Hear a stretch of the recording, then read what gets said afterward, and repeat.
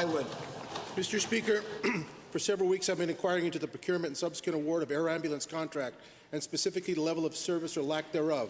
On May 10th, during question period, I asked the Minister of Health about a specific situation at the Peace River Airport, April 29th, where a medevac plane was stuck in the mud for over 2 hours during a patient transfer. The Minister responded saying she would look into the incident. On the 14th of May, the Minister's response to my colleague's question was that she's tired of the mudslinging and is going to, quote, set the facts straight, end quote, and told this Assembly that the delay was only 10 minutes. While speaking, the Minister motioned to a document she was holding. Can the Minister commit to tabling this document or any other documents that show the delay was only 10 minutes? The Honourable Minister of Health. Thank you very much, Mr. Speaker. The truth is that that honourable member said that it was an emergency transfer. It was not an emergency transfer, it was a routine transfer.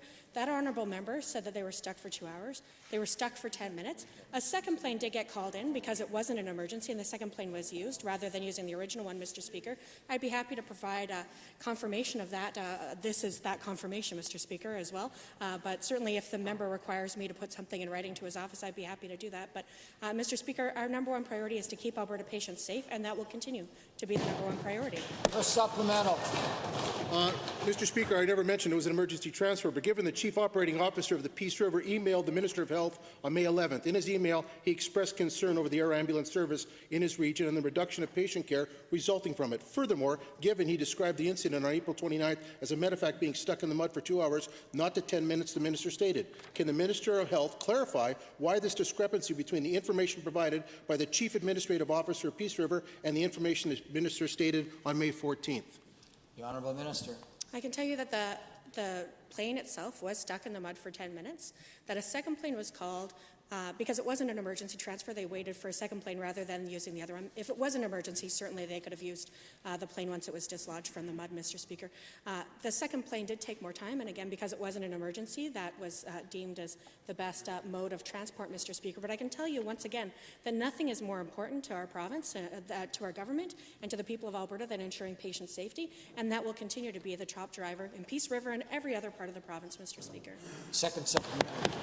Mr. Speaker, given the town's security cameras captured the entire incident, specifically showing the delay was in fact 2 hours and not the 10 minutes, the Minister stated, and will the Minister of Health set the record straight? Why did she state that this level of service is an improvement in patient care? Obviously it's not.